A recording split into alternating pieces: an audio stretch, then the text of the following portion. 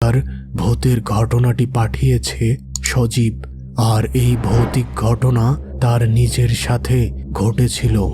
আজকের বিশেষ প্রশ্ন, তোমাদের আশপাশে কোনো ভুতুড়ে বা মাসের 2023 সালের নভেম্বর মাসের শেষ দিক। আমি সজীব। আমাদের গ্রামে কোনো খেলার মাঠ ছিল না, তাই আমি ও আমার বন্ধু আপন প্রতিদিন বিকেলে হাঁটতে বের হতাম। একদিন আপন আমাকে তার পরিচিত এক বন্ধুর কথা বলল। তার নাম ছিল নাফিজ। নাফিজ একটি পুরনো হাসপাতালের পেছনের আবাসিক এলাকায় থাকত। হাসপাতালটি রাস্তার পাশে হওয়ায় সেখানে মানুষের যাতায়াত ছিল। তবে হাসপাতালের পিছনে ডাক্তার ও তাদের পরিবারের থাকার জন্য কয়েকটি বড় বিল্ডিং ছিল। সেই বিল্ডিংগুলোর পাশেই ছিল একটি বিশাল খেলার মাঠ, আর মাঠ থেকে কিছুটা দূরে ছিল হাসপাতালের পুরনো মর্গ বা লাশ কাটার ঘর।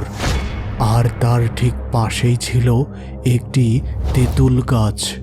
গ্রামের সবাই গাছটিকে ভয় পেত। লোক মুখে শোনা যেত বহু বছর আগে একটি মেয়ে ওই গাছেই মারা গিয়েছিল। গ্রামের প্রায় সবাই ঘটনাটি জানত, কিন্তু আমি আর আপন এসব কথাই খুব একটা গুরুত্ব দিতাম না। এরপর থেকে আমরা প্রায় প্রতিদিনই নাফিসদের মাঠে যেতাম এবং ব্যাডমিন্টন খেলতাম। খেলতে খেলতে কখনো রাত 8টা, আবার কখনো রাত 9টা বেজে যেত। একদিন রাতে ব্যাডমিন্টন খেলার আগে নাফিস বলল, আজকে রাতে আমার মামাতো ভাই আসবে, ওর সাথে ব্যাডমিন্টন খেলতে হবে, তাই আজকে রাতে মাঠে একটু বেশি সময় থাকতে হবে। আমি ও আপন দুইজনেই রাজি হলাম। রাত 10টার দিকে আমি বাসায় ফোন করে জানিয়ে দিলাম যে ফিরতে দেরি হবে। তারপর আমি আর আপন একটি বাঁশের বেঞ্চে বসে অপেক্ষা করতে লাগলাম। কিছুক্ষণ পর নাফিস তার মামাতো ভাইকে এনে আমাদের সাথে পরিচয় করিয়ে দিল। শোন, 3 ম্যাচের একটি সিরিজ হবে। যারা সিরিজ হারবে তারা বিজয়ীদেরকে পুরি সিঙ্গারা খাওয়াবে, ঠিক আছে? প্রথমে আমি রাজি হচ্ছিলাম না, তবে পরে বললাম, আচ্ছা ঠিক আছে, রাজি। রাত 10:30টার দিকে খেলা শুরু হয়েছিল। শেষ হতে হতে রাত 11:45 মতো হলো। শেষ পর্যন্ত আমি আর আপন জিতে গেলাম। তখন আর কোনো দোকান খোলা ছিল না, তাই নাফিস বলল, এখন তো সব দোকান বন্ধ হয়ে গেছে, আগামীকাল বিকেলে তোদের পুরি সিঙ্গারা খাওয়াবো। আমরা রাজি হয়ে তাকে বিদায় জানিয়ে বাড়ির পথে রওনা দিলাম।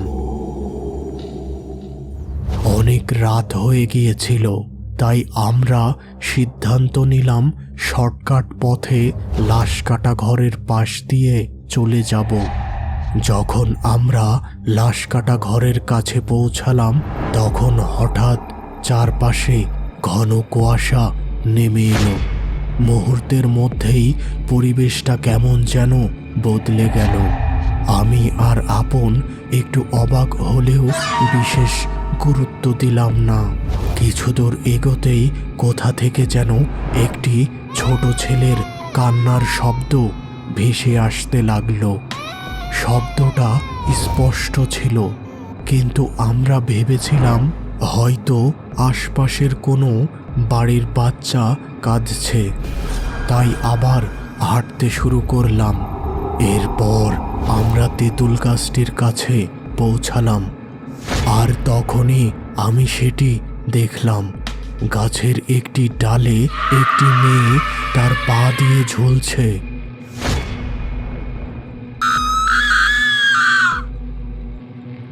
এই দৃশ্য দেখে আমার গলা শুকিয়ে গেল। আর মুখ দিয়ে কোনো কথা বের হলো না। আর ঠিক ওই সময় আমাদের সামনে একটি যুবক ছেলেকে দাঁড়িয়ে থাকতে দেখলাম। সে কেমন একটা অস্বাভাবিকভাবে দাঁড়িয়ে আছে এবং তার চোখ দুটো ছিল একেবারে সাদা। এমন সময় ওই গাছের দিক থেকে ঝুলন্ত মেয়েটি বলল, এই ছেলেরা, তোদের দুইজনের জীবন আমাদের দে। এই কথা শোনার পর আমাদের দুইজনের শরীর যেন ঠান্ডা হয়ে গেল। এবার আমরা দৌড়ে পালানোর চেষ্টা করলাম, কিন্তু কিছু পরেই আপন মাটিতে অজ্ঞান হয়ে পড়ে গেল। এই অবস্থায় আমার কি করা উচিত তা বুঝতে পারছিলাম না। ঠিক তখনই দূর থেকে একটি সাইকেলের বেলের শব্দ শুনতে পেলাম। সেই শব্দ যেন আমাকে একটু সাহস দিল। আমি দৌড়ে ওই দিকে গেলাম। সেখানে গিয়ে দেখি আমাদের পরিচিত এক হুজুর সাইকেলে করে আসছেন। আমি তাকে দ্রুত সব বললাম। হুজুর আমার সঙ্গে ঘটনাস্থলে গেলেন। গিয়ে দেখলেন আপন অচেতন অবস্থায় পড়ে আছে, তবে তার চোখ দুটো একেবারে সাদা হয়ে আছে। হুজুর দ্রুত আয়তুল কুরসি পড়ে তার গায়ে ফু দিলেন। এরপর তার চোখ মুখে পানি ছিটিয়ে দিলেন। কিছুক্ষণ পর আপনের জ্ঞান ফিরে আসলো। তারপর হুজুর আমাদের বাড়ি পর্যন্ত পৌঁছে দিলেন। আমরা এই ঘটনাটি বাসার কাউকে বলিনি, কারণ জানতাম বললে আর কখনো রাতে বাইরে যেতে দেবে না। কয়েকদিন পর এলাকার মানুষের কাছ থেকে জানতে পারি, বহু বছর আগে আমরা যে মেয়েটিকে ওই তেঁতুল গাছে ঝুলতে দেখেছিলাম, তার একটি ছেলের সঙ্গে সম্পর্ক ছিল। ছেলেটি এক বাইক দুর্ঘটনায় মারা যায়। পরে তার মরদেহ ওই হাসপাতালের লাশ কাটা ঘরে নেওয়া হয়। আর সেই ঘটনার পর মেয়েটি মানসিকভাবে ভেঙে পড়ে এবং এক সময় ওই তেঁতুল গাছে এসে মারা যায়। সেদিন রাতে আমরা আসলে কি দেখেছিলাম তার ব্যাখ্যা আজও দিতে পারি না।